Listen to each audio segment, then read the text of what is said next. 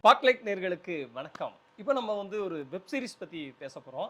Web சீரிஸோடைய பேர் தடயம். நம்ம ஜி5ல streaming ஆகுது. இந்த வெப் சீரிஸ் நடக்கக்கூடிய இடம் தமிழகம் ஆந்திரா பார்டரில் இந்த கதை நடக்குது. இப்போ எப்போதுமே ஒரு வசனம் ஒன்று சொல்லுவாங்க, கற்பனையை விட நிஜத்துக்கு வலிமை அதிகம். நம்ம யோசிக்காத விஷயங்கள்லாம் நிஜத்தில் நடக்கும், நமக்கு அப்படியா அப்படின்ற மாதிரி தோணும் அப்படின்ற மாதிரி. உண்மையிலே அதுக்கு வீரியம் அதிகம், வலிமை அதிகம்.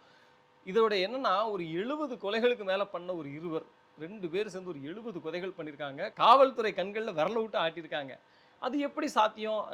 1999 காலகட்டங்களில் சிசிடிவி கேமரா கிடையாது. அப்புறம் முக்கியமான செல்ஃபோனில் வீடியோ எடுக்கிறது கிடையாது. செல்ஃபோனே அந்த டைமில் நம்ம பெருசாக வரல. இந்த மாதிரியான சூழல் இருக்கக்கூடிய நேரத்தில் இது சாத்தியம்தானோ அப்படின்ற மாதிரியான ஒரு துணியை இந்த டைரக்டர் நவீன்குமார் பழனிவேல் நம்மளுக்கு ஏற்படுத்தியிருக்கிறாரு. அந்த அளவுக்கான ஒரு விஷயம் இருந்துச்சு. எப்படி 70 கொலைகள் பண்ணி இருப்பாங்க அப்படின்னா அதை அவளை அழகாக காட்சிப்படுத்திக்கிட்டே இருக்காரு. ஸோ இதை கண்டுபிடிக்கிற ஒரு வேலையில் தான் சமுத்திரக்கனியும் சிவதாவும் இறங்குறாங்க. இப்போ நம்ம கதையை லைட்டாக பார்த்துருவோம். என்னன்னா, ஒரு போலீஸ் ஸ்டேஷனில் எஸ்ஐயா இருக்காரு நம்ம சமுத்திரக்கனி. அவர் அவரை தாண்டி மேலே போன சில அதிகாரிகளெல்லாம் பாதிக்கப்பட்டதுனால அந்த வேலையே வேண்டான்னு சொல்லி விஆர்எஸ் எழுதி கொடுத்துட்டு வெயிட் பண்ணிட்டு இருக்காரு. அந்த நேரத்தில் இப்படியான கொலைகளை விசாரிக்கக்கூடிய ஒரு சூழலை சிவதா அவருடைய வருகைக்கு பிறகு இவருக்கு அந்த மனநிலை ஏற்படுது. சரி, இவங்க கொஞ்சம் நல்ல பொண்ணாக இருக்காங்களே, அவங்க இன்ஸ்பெக்டராக வர்றாங்க. சிவதா முதல்ல சமுத்திரக்கனியை டேமேஜ் பண்ணிட்டு தான் இருக்காங்க.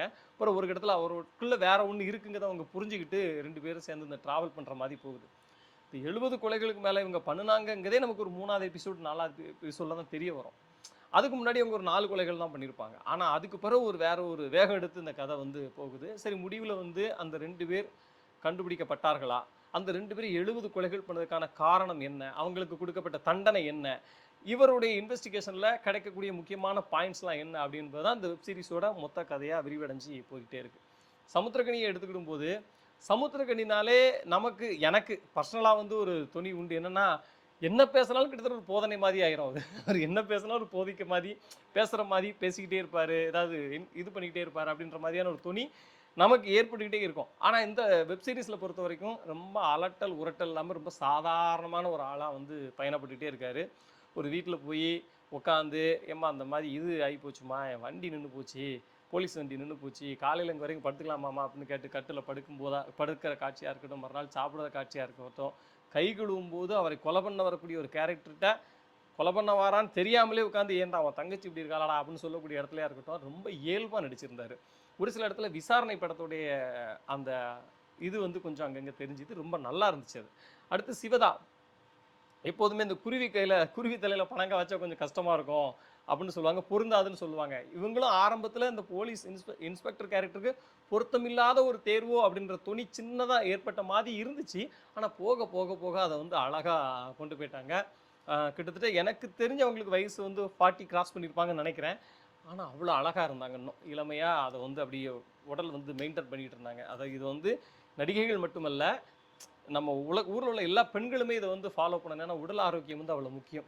அதை நான் அபிராமி மேடம், சிவதா, அந்த மாதிரி சில நடிகைகள்கிட்ட நான் பார்த்துக்கிட்டே இருக்கேன். அந்த 2 கொலைகாரர்களும் சரி, சின்ன சின்ன போலீஸ் கேரக்டர் ரொம்ப டீசெண்டாக பண்ணியிருந்தாங்க. கேரக்டரைசேஷன் நல்லா இருந்துச்சு. 2 கொலைகாரர்களில் ஒருத்தர் புஷ்பா 1ல் பயங்கரமாக மாஸ் காட்டின ஒரு வில்லன் போல், இதுலேயும் சூப்பராக நடிச்சிருக்காரு.